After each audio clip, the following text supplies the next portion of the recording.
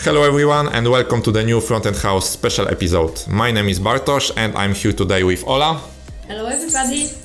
We are both front-end developers working together for Leaky Mobile Solutions and Frontend House.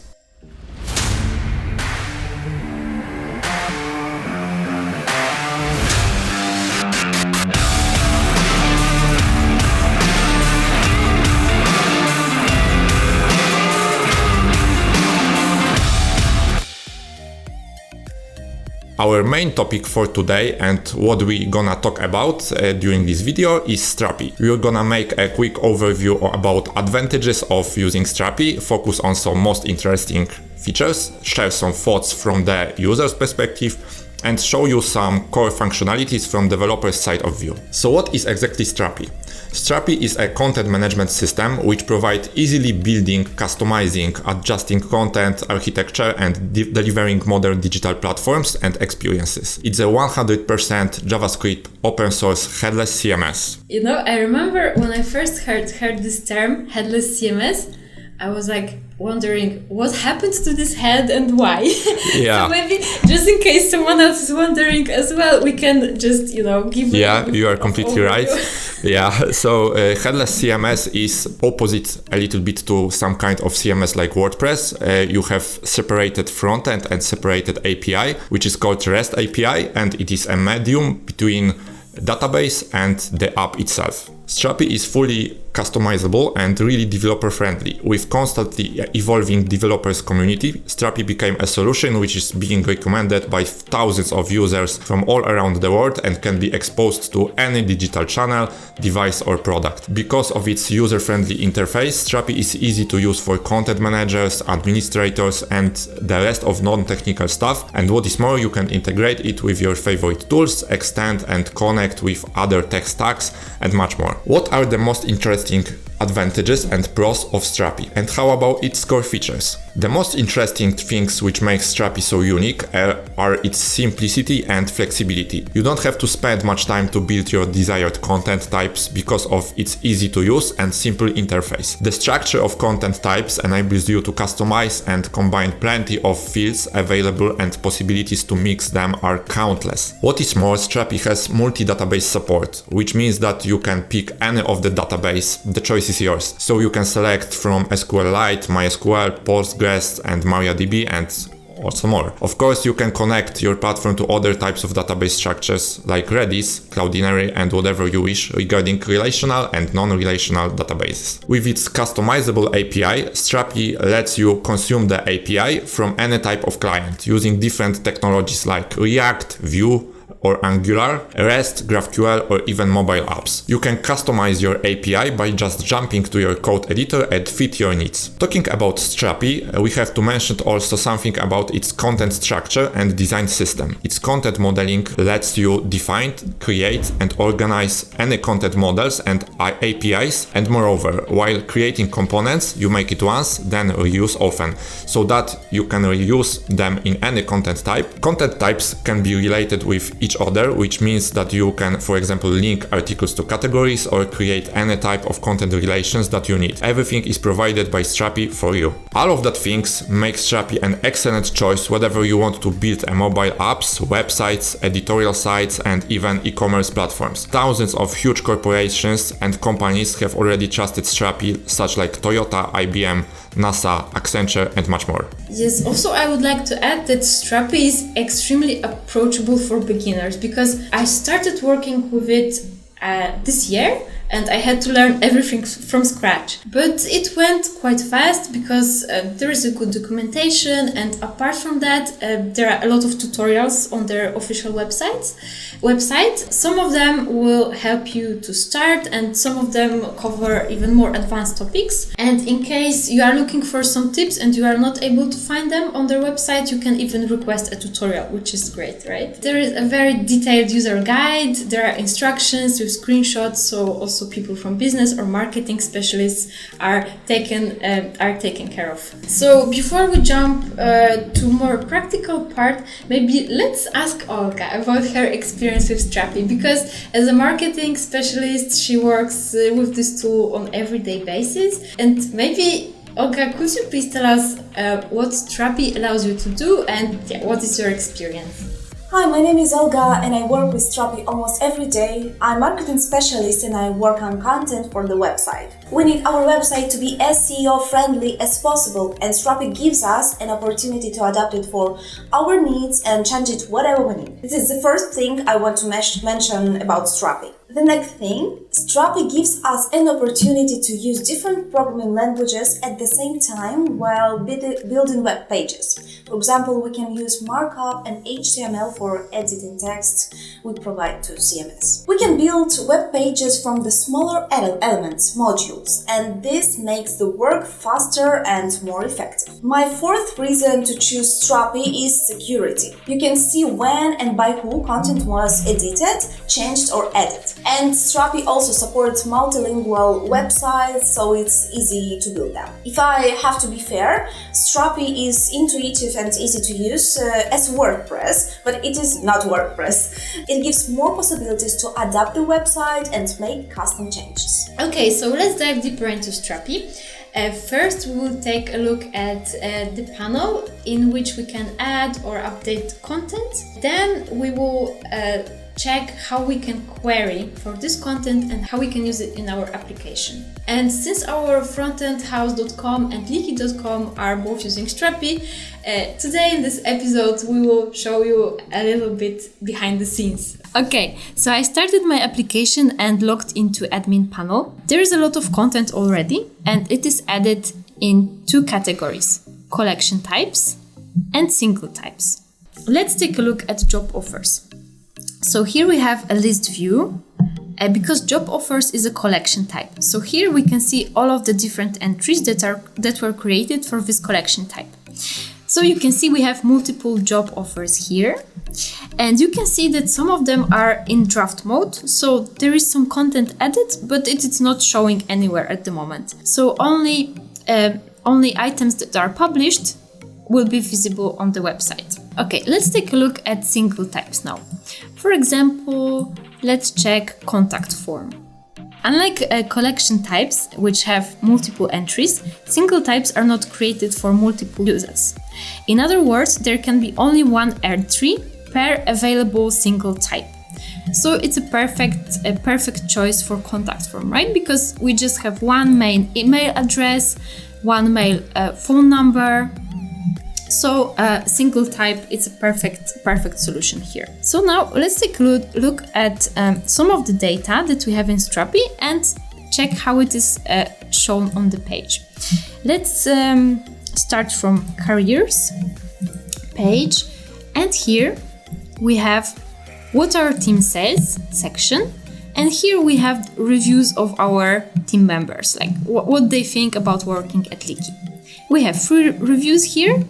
And on our website, we can see that they are used here in this review slider. We can see Olga, Kasia, and Bartek, only famous people here, top of the top, right?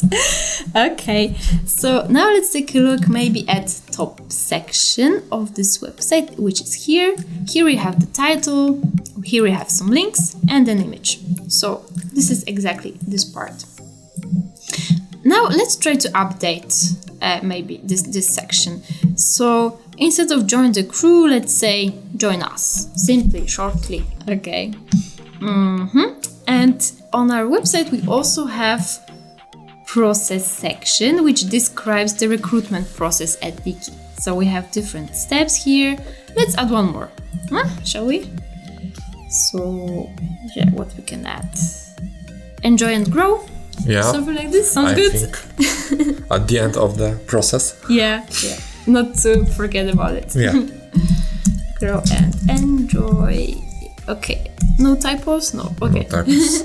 Okay, so as soon as I click save, saved, okay, and commit database. It works pretty fast, as I see. It works pretty fast. I will just refresh the page in a moment. And I think that it's nice that you can add text or images anytime you need, right? You don't need the developer to do it for you. So developers can focus on providing new features, working on new features, or fixing bugs. Okay, so we played around a bit with adding and updating content, but we can ask ourselves, how does Strapi know that here I need some text fields and an image? Magic. So, maybe not magic, but content types builder. Yes, so here in content types builder, we define a set of fields for each type. That we define. So, for example, if you want to add completely new section or completely new type of content, we have to define it here. So, for example, let's take a look. Maybe at the beginning, it's something relatively simple. For example, reviews. We can see that it consists of a couple of text sections and a number. Often these collection types are way more complex. Let's take a look at services. And here we can see the different type of fields that are available in Strapi. So what do we have here? We have text, we have media, here it's an image. We can add some data in JSON format. Going down, we have also enumeration. So it will be a drop-down with predefined values. I think most of the time here we use it to set the size of the background or the background theme in our application. Is it possible to have sub-collections? Yeah, I will talk about it in a moment because components will help us here a bit. Yeah, because as you can see, this structure is kind of nested. Yeah. But it's thanks to components. Sure. Okay, what else we have? We have also Boolean, and maybe let's say we would like to add one more field because here we can see all of the types that are available. So rich text, date. So these things we already saw, and components that you already asked about. Yeah. So this one might be not so obvious, but it's extremely useful because it can hold multiple types of fields. For example, let's take a look at process section, right? So we have process section, which is a component. Then we have a component of text fields, right? And we can also indicate that this is repeatable. So we can have a number of different steps and they all will have the same structure.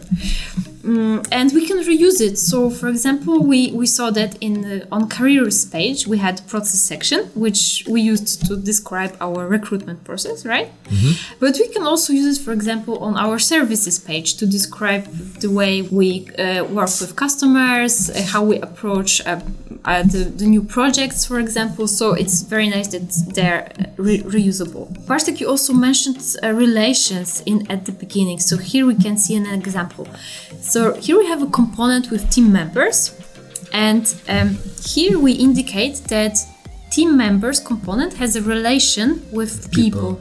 Exactly. Basically, as I see, you can select whether you want to have one-to-one. Exactly. You can set or the one-to-many relation, yeah? Yes, exactly. Okay, so I think that's the most important about content types builder. Let's take a quick look at media library.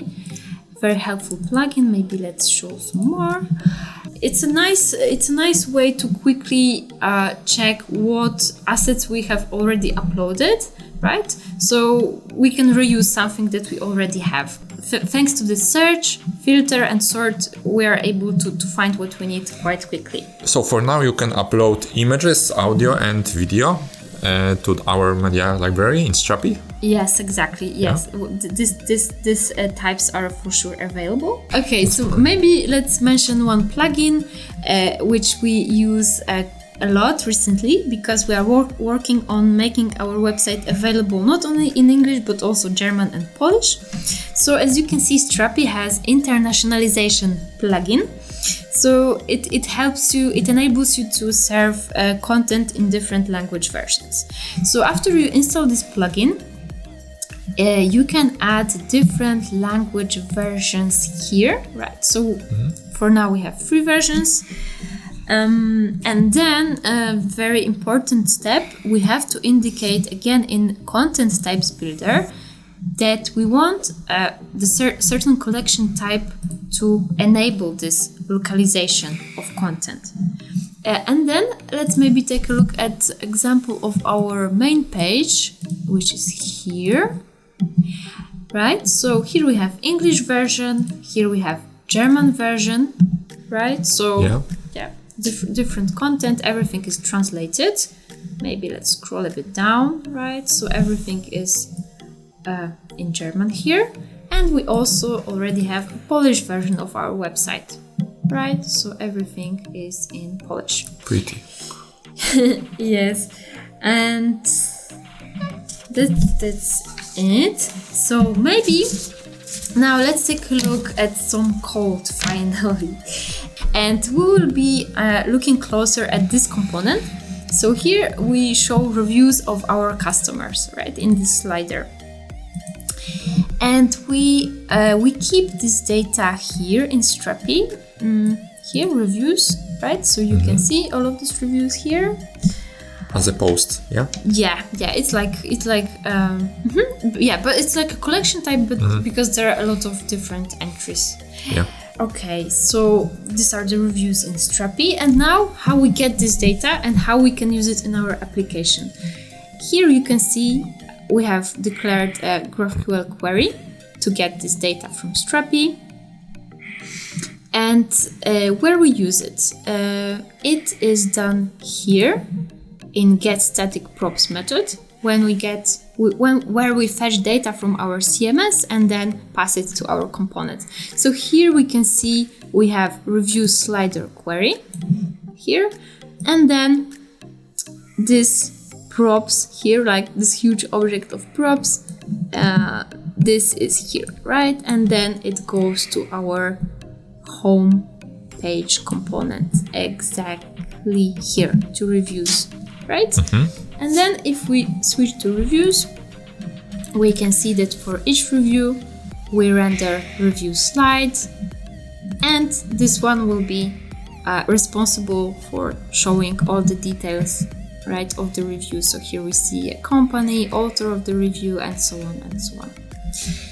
Okay, one more thing that is very useful, and I use it quite often when I have some strange errors or when I want to make sure that the query that I created is right, is correct. So there is a GraphQL playground, very helpful for debugging, as I mentioned. So here I can paste my query, and here I get the data, right? So I can check exactly that. What do you get? Yeah. Yes, what I get. If this is an object or this is an array, what are the properties names, right? Because if you make a typo or you make a mistake, then you will probably get undefined. So it's a very nice way to check. Also, when you write new queries, it's nice to test it here. Then get some strange errors and wonder what went wrong. So this is very helpful. At the end of our today's video, we're gonna talk about planned improvements of Strapi. Speaking about the future of Strapi, the development team is constantly working on new features and improvements to make users and developers experience better and better. At the moment, Strapi creators are working on responsive administration panel, adjusting it to mobile and tablets, database transactions, which will give developers more options regarding maintaining database requests and audit logs, which will let the user to see what was changed, see some kind of history of editing an item content, and trace unwanted content changes. Features which are planned for the nearest future are also reviews workflow, which will enable user to review the content written by some author before publishing, multi-tenancy, which changes the architecture of an application, allowing multiple projects in a single application. It's something similar to WordPress multi-site feature, in which each of the projects can use different databases configuration, plugins, and is fully independent. Another thing worth mentioning regarding future improvements is also the new rich text editor, which could swap the default one that Strapi provides and will come with more options regarding writing text and creating content. So that's all that we prepared for you today. Yeah, seems that's all for today. We hope that you enjoyed, and see you next time. See you next time. Bye.